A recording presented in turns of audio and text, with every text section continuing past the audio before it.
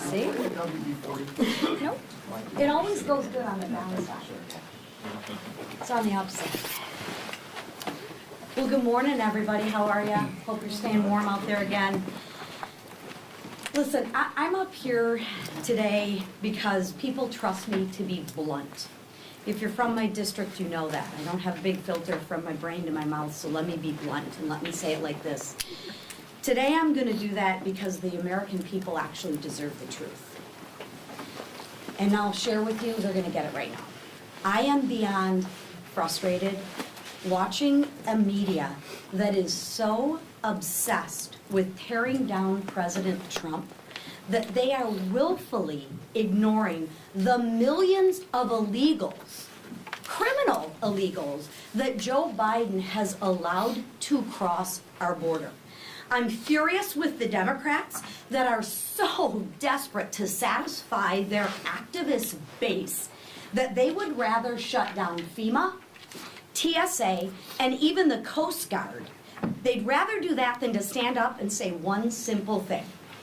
Violent criminals who are here illegally should be deported. And yes, I am angry. Angry watching the protesters try to block legal, there's a key word, legal law enforcement operations that are targeting the worst of the worst predators. And these are predators that are walking around your communities. Democrats want to tell a different story. But let me tell everyone here the truth. The truth about what I am seeing at home in my state. In my state of Michigan, DHS has pulled an illegal alien out of Zeeland, Michigan, convicted of sexually exploiting a minor. This guy.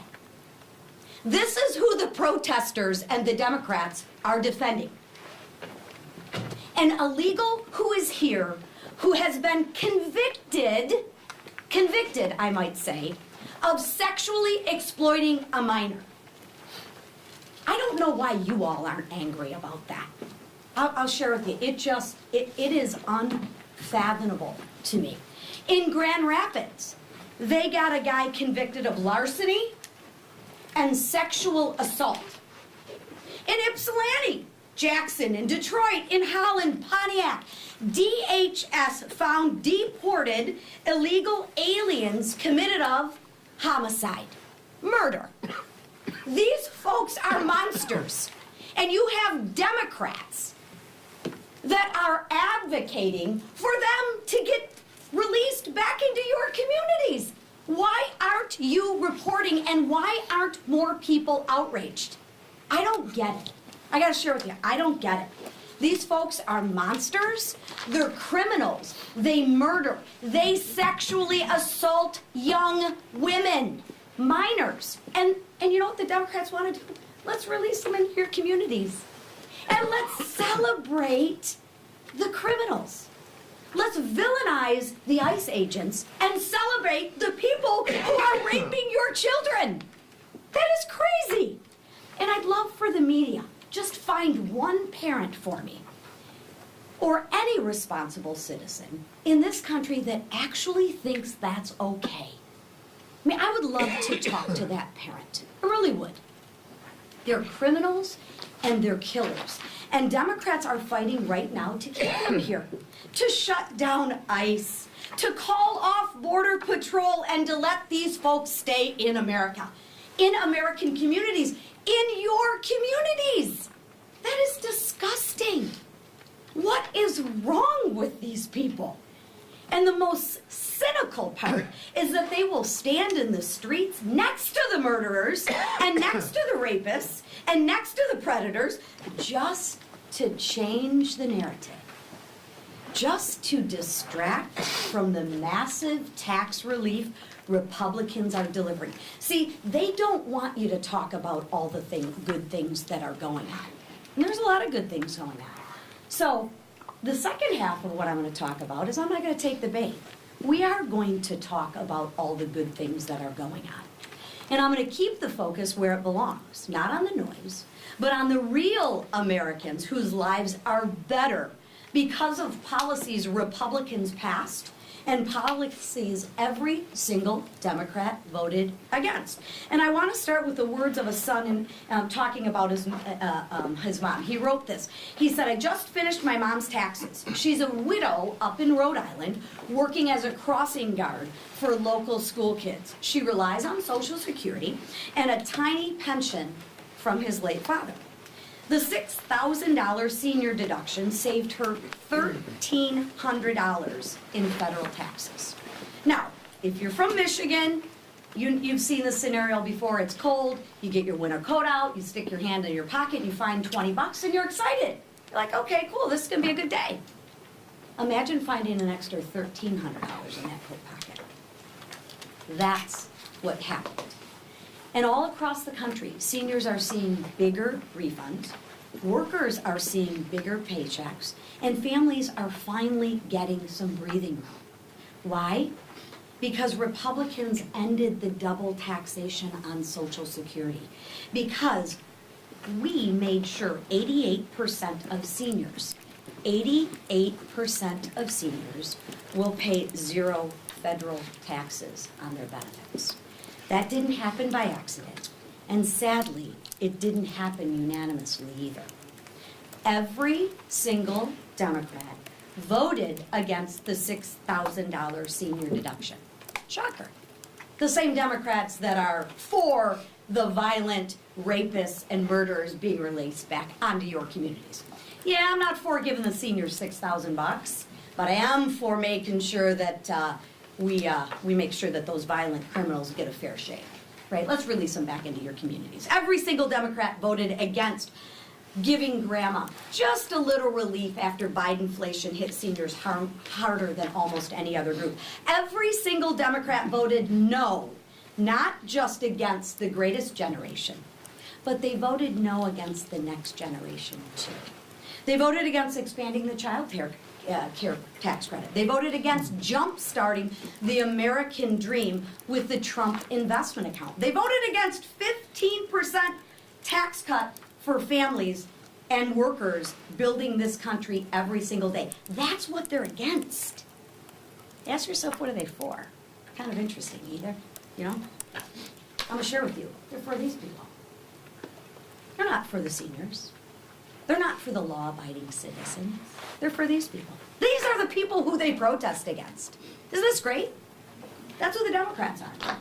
I wonder what they have to say about that. Republicans, though, we chose a different path. We made a promise to deliver real economic relief, and we're doing it. And we're doing it this week, I want to highlight for the seniors, and for every family, and for every worker at every stage of life. That's what governing looks like for American, legal American citizens. And that's what our leadership team is delivering. And with that, to talk more about it, because he has one of the highest population of seniors in his state, is a friend of mine, Mr. Herodopoulos. Thank you, Lisa. It's Morning in America. I'm very excited to be a part of this team that delivers results and actually backs up campaign promises. This is the great American comeback. And it's no accident. It is a plan that we put together over a year ago to put money back in people's pockets. We secured the border, we reduced gas prices, interest rates are down, inflation is down under 3%. Economic growth is up, foreign investment up, retirement savings and 401ks are up. That's why it's Morning in America. And as Ronald Reagan, as I'm a former history teacher, used to talk about, are you better off today than you were 4 years ago? It was the same challenge that he had with Jimmy Carter after a failed foreign policy and domestic policy. And he implemented a plan to make it Morning in America again. But we went beyond that. We said, let's actually reduce taxes on overtime, tips, and Social Security. And never forget, these are something that's earned. These aren't welfare programs. People work hard every day to earn overtime and tips, let alone a lifetime to earn Social Security. and they're finally get to keep more of the money they earn. That's what America is all about. And let's recall the Democrats had this opportunity just a few years ago. In 21 and 22, they had the opportunity to reduce taxes on overtime, tips, let alone, as Lisa said perfectly, Social Security, but they chose a different path. They said they're going to spend more money in Washington, D.C. And what did that give us? It gave us failure. Leader Emmer and I serve on the Financial Services Committee along with Lisa. We heard directly from the Fed chair, who's not exactly the biggest fan of the President of the United States. And I asked him a direct question. What caused that hyperinflation, the highest since Jimmy Carter? And he said it right in committee. He said, big spending by the government. We have turned that around, and we're investing in people again instead of government. You know, it's a very simple equation in my world as I teach history, and I've been involved in politics for about 25 years. The simple plan what we have versus what the Democrats are talking about. Democrats say basically, send us more money and more power to Washington, D.C. because we know best. I fundamentally disagree. What I believe, not what this party believes, and what the president has been talking about, is let's invest in people again by giving them their own money back because they know what unique problems they face every single day. That's why I got back into politics, because I wanted to work again. And as French Hill and the Financial Services Committee proved again last night, we can find bipartisan solutions when we work together in a common sense way. And isn't that a refreshing change of what's happening in Washington? And I'll close with what Lisa talked about. This is a morning in America moment. People feel like there's optimism once again. We're leading overseas. We're leading here at home, and we made the fundamental promise, and we kept that promise, that we would secure the border and go after the bad guys who are ravaging these cities. That is the fundamental difference between what the Democrats did and what we are doing now to save America. I appreciate this opportunity. I'm so excited to be a part of this team who listens, and despite micro-majorities pushing the agenda that the American public unquestionably wants.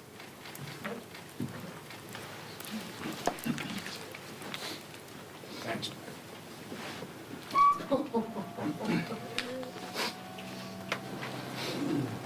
He's always got to make us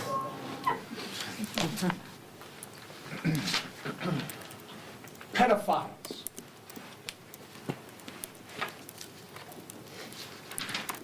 Rapists.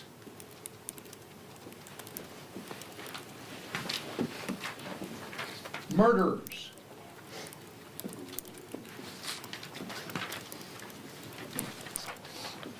And drug traffickers.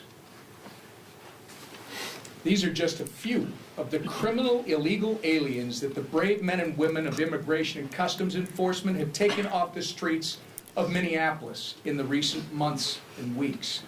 These violent criminals, many of them imported into our country during the Biden administration, have no right to be here, nor do they have the right to wreak havoc on our communities, leech off our welfare programs, or vote in our elections.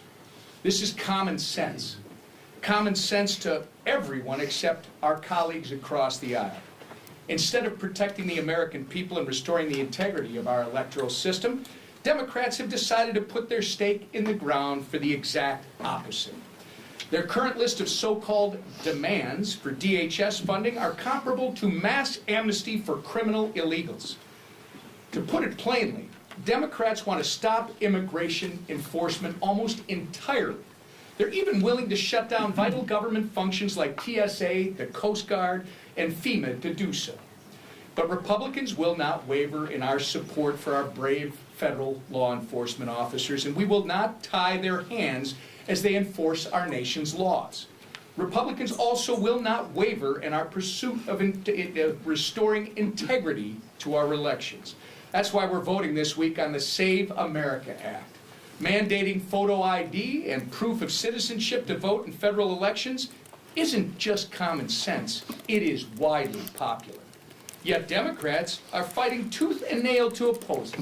Chuck Schumer even recklessly equated the bill to Jim Crow. No matter which way they spin it, the Democrats' opposition to this bill is suspect at best.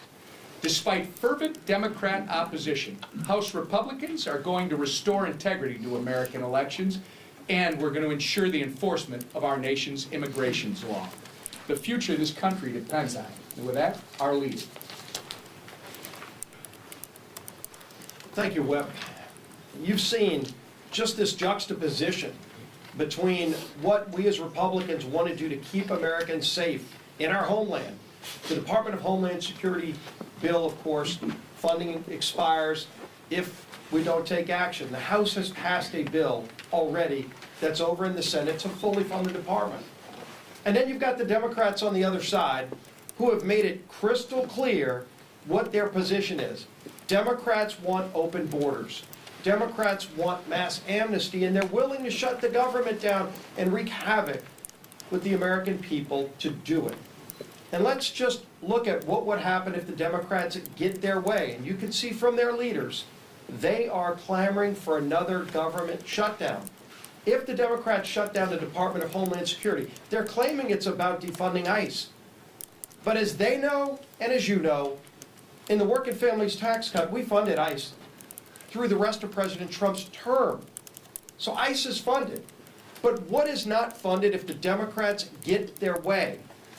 They will literally shut down funding for disaster relief in FEMA in the middle of a storm that in New York City alone, you want to see what socialism gets you, 18 people now have frozen to death under the leadership of the socialist Mandami.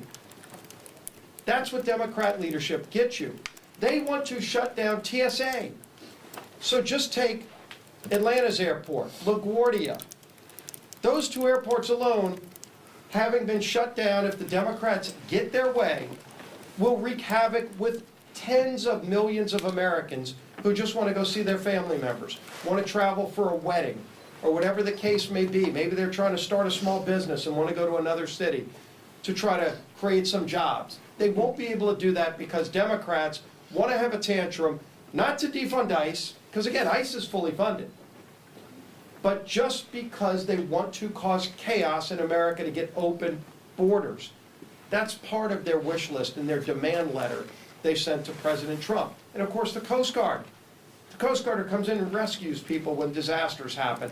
They want to shut them down. They interdict boats that are bringing drugs into our country. That's who the Democrats want to shut down this week. Luckily, Republicans in the House have sent the bill over to the Senate to prevent this kind of chaos from happening. We'll see what happens in the Senate. The president's trying to negotiate with Democrats, but they've proven they really don't care about the American people. They did it before with the longest shutdown in American history, wreaking havoc to tens of millions of people, and they're willing to do it again. Now let's talk about some of the other things we're moving this week. We have another number of bills. We've just moved a great housing package. Very big bipartisan vote last night. I'm sure you were all paying attention to it. Almost 400 votes to get a bill that French Hill and his committee delivered to help improve the housing situation so people can have access to buying a home again in America. Another big priority of President Trump's. We're moving more bills on critical minerals. Something else we've been doing to reverse the damage that Joe Biden created. Joe Biden made us more dependent on countries like China. President Trump wants to open up our ability to develop the critical minerals of our nation. Here in America, we've passed a number of bills already through the House that are over in the Senate. We're going to move some more bills this week to open that up again. And then, of course, the Save America Act. And you can't have anything more basic than protecting the right to vote. Because as we all fight to ensure that every person, one person, one vote is the mantra, but if somebody is stealing your vote, then they're nullifying your vote. And two basic requirements are in this bill, the Save America Act. One is, to register to vote, you have to prove citizenship. Real common sense legislation. Everybody understands what that means. And they worked really hard to make sure that every state can still do the things that they do uniquely while allowing for that prevention of fraud measure. And then the other is, when you vote, you have to show a picture ID. As the whip said, you look at some of the Democrats feigning outrage. As Chuck Schumer calls it, Jim Crow. Where was Chuck Schumer when you tried to get into the Democrat National Convention in 2024? Guess what? Chuck Schumer made you show a picture ID to get into his own convention that he's calling Jim Crow. Is that what his new name is? Yet Senator Ossoff just this weekend had a town hall meeting. Guess what you had to do to get into Senator Ossoff's town hall meeting? You had to show picture ID. Americans get this. It's common sense that you have to show a picture ID to vote. Anybody that's against that is saying that they want rampant voter fraud. And so we're going to move that bill over to the Senate. I think you're going to see a bipartisan vote on that bill, despite some of the crazy things the Democrat leaders are saying. Over 75% of Americans, every spectrum, support this initiative. And you can see it on every demographic. It's supported widely. For whatever reason, Democrats in Congress are scared to death of ensuring the sanctity of the vote. But we're going to do it here in the House. So it's going to be another busy week. Some really important issues that we're bringing. We'll see where the Democrats are in these issues. Now I'll bring up our speaker, Mike Johnson. Well, thanks. Good morning. I want to thank this leadership team for all their extraordinary work, and Congressman Herodopoulos for being here with us this morning. He's an effective spokesman, did some great work down in the legislature in Florida before he got here, so he's not new to this. I want to echo a couple things that were said this morning, and we'll take your questions. So on the economy first, then we will talk about the SAVE Act and how important it is. This is a really important thing. Gallup published findings from a new poll. All right? And here's what the headline says. Americans expect economic growth and stock market gains in 2026. The American people have good reason to feel this optimism. You heard the Secretary of the Treasury, Scott Bessent, a few weeks back. He said 2025 was setting the table, and 2026 is going to be the feast and the banquet. We are already beginning to see that. Since Republicans reclaimed the House, we began last January to do the work we promised the American people we would do. We got it done. We secured key fiscal reforms and the debt ceiling agreement. We kept discretionary spending flat, saving hundreds of billions of dollars to date. We secured a $1.6 trillion cut to mandatory spending through the working families tax cuts and so much more. And that's just in the House. President Trump's been very busy as well. His trade policy and the tariffs as well have brought in hundreds of billions in new revenue, more than 2024, and there's hundreds of billions more on the way. President Trump's policies have reoriented global trade, resulted in trillions in commitments for foreign direct investment here, a reduction in the trade deficit, and all-time highs for U.S. exports. And we're just getting started. We have all the necessary ingredients for economic flourishing. And the combination of the House Republicans' efforts to restore fiscal sanity, President Trump's trade agenda, and the pro-growth, pro-energy policies in the working families tax cuts have reignited a supply-side growth surge that nobody can deny. You're watching the economic growth numbers that are off the charts. It's going to be over 5%. I think 5.4% is the estimate for what Q4 would finally yield. And Q1 of this year is expected to continue that surge. And we think that's going to happen all the way through the year. And so do the voters, so do the American people, according to the polls. Under Republican leadership, the U.S. economy has consistently grown and far exceeded all the expectations that they told us that they would happen. The CBO and others were way off. And the tangible, immediate benefits of our policies are indisputable. Interest rates are down. Inflation is down. Gas prices are significantly decreased and have hit all-time lows in decades. Tax rebates are at an all-time high. You've got tens of millions of American families will be able to keep more of their money in their own pockets, and all of that is by design. We made promises, we're keeping our promises. By every conceivable metric, Americans are better off today under Republican governance than they were under the Democrats, and these trends are only going to continue. The Democrats keep talking about affordability. Republicans are delivering it. That's the theme. That's what happens here all the time. Democrats give you lots of talking points. And a lot of the outlets in the media amplify their messaging. But we are delivering actual results. We're not just talking about it, we're doing it. And that's what people see. Let me talk about the Save America Act. You've heard a lot about it this morning. It is very important. Another thing that is very important to the American people, and another thing that the polls show that everybody's in favor of. Common sense legislation to just ensure that American citizens decide American elections. It really is that simple. Remember, House Republicans have already passed the SAVE Act here in the last Congress and in the current Congress. was one of the original champions. When we first had the press conference out on the House step to introduce the SAVE Act, Chip Roy and I and Mike Lee in the Senate and others were there to say that this is long overdue, because we know that non-citizens have been participating in elections, and it was a simple thing to say that we need to make sure you have to have proof of citizenship when you register to vote. Everybody should be in favor of that. I mean, it's what the law requires and anticipates, and we've got to make sure it happens. So now we have the Save America Act. It's identical legislation as the SAVE Act on the proof of citizenship, but as you heard, now voters would have to display a valid ID to participate in federal elections. Again, a no-brainer. So in other words, it simply requires you are who you say you are in order to vote. And if that sounds like a no-brainer, it's because it is. The question is often asked by pollsters, and the polling consistently shows 80 to 90% of Americans believe that proof of citizenship and proof of a valid ID should be required to vote. And there are few issues in American politics that have that level of bipartisan support. This is one of them. The issue has so much support because it's just common sense. Americans need an ID to drive, to open a bank account, to buy cold medicine, to file government assistance. As is noted by the leader, you even need an ID to attend events of most Democrat politicians and even the Democrat National Convention. So, why would voting be any different than that? They can't answer that question.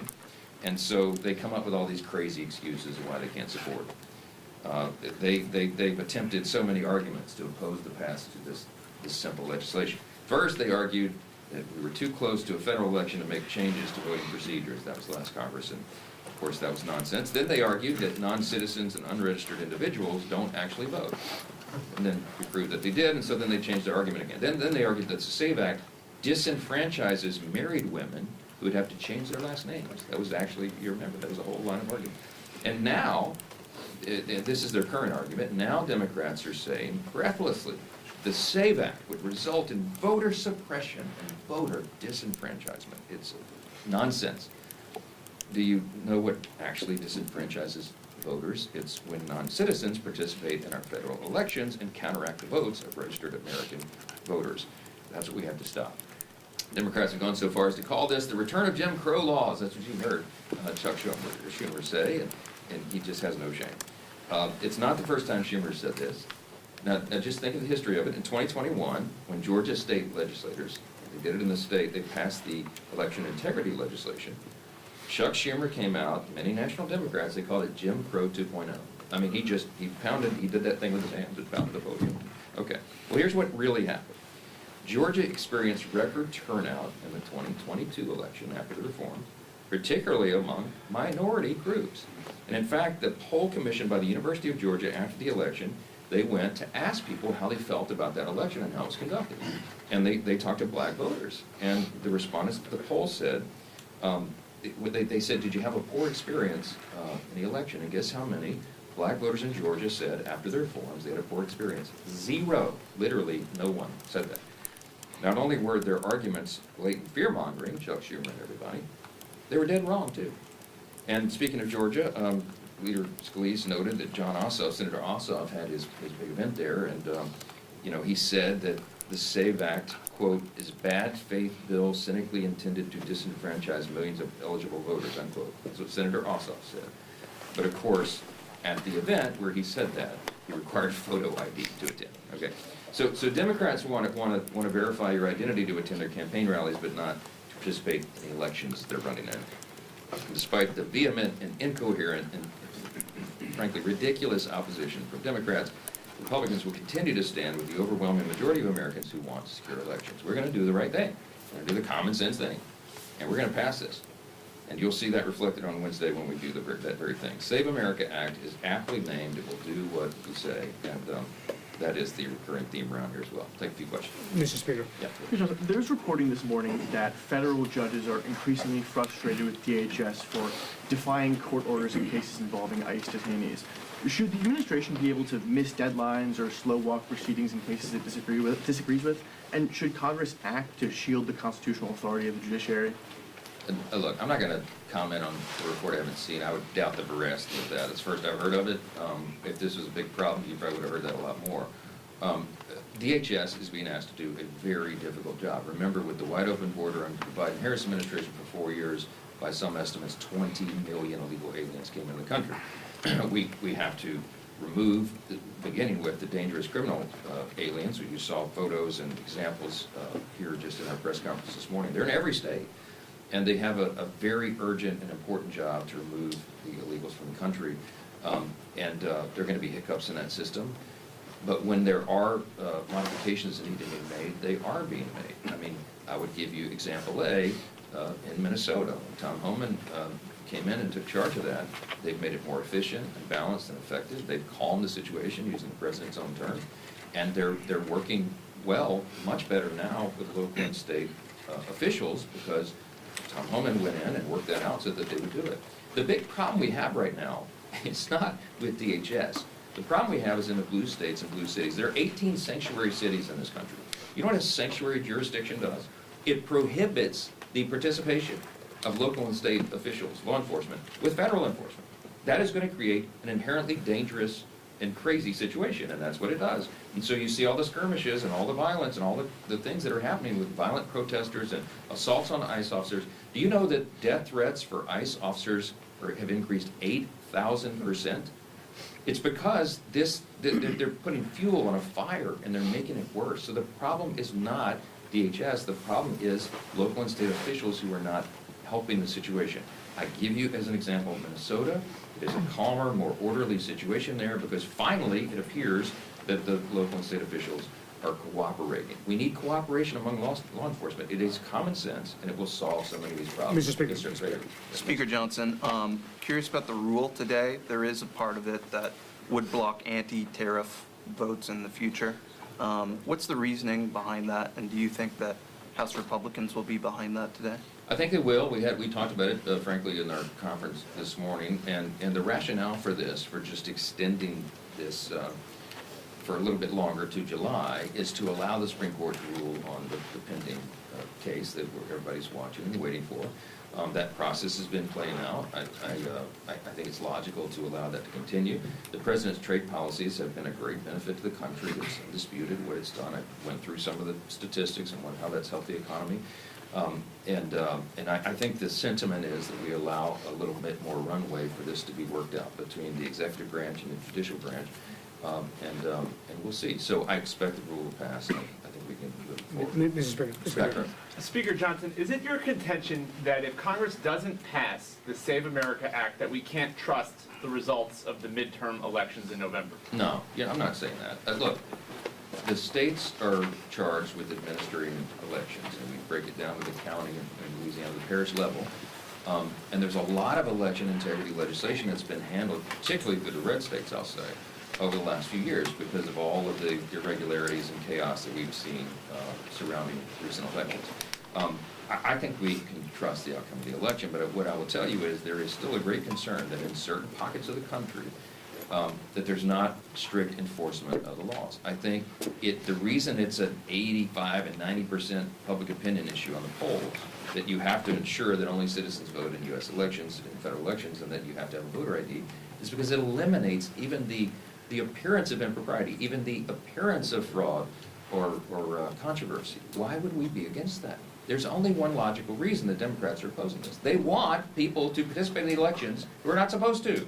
That's what the wide open border was about. This is not like some, everybody, just think of it logically. Why would they make an argument that you can't show a simple voter ID to vote? It's absurd.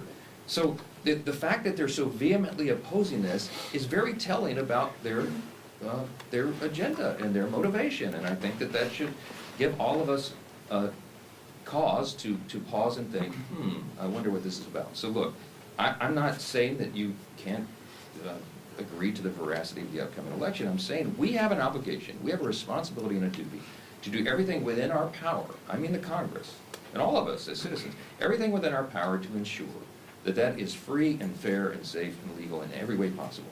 And if you can provide an ID and eliminate the possibility of illegals participating in elections or people who are not who they say they are, that is good for everybody, good for the election system, and you must have a free and fair election system to maintain a constitutional republic. This should not be a controversial thing. Yes, Mr. Speaker. Thank you, Mr. Speaker.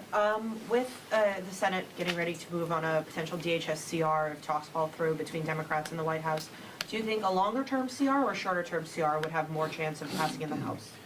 I'm going to go meet with Leader Thune in a couple hours, and we're going to sit down and go over all this to find out where their mindset is. We've not moved to CR here because our position is the Senate should pass, the House passed Homeland bill.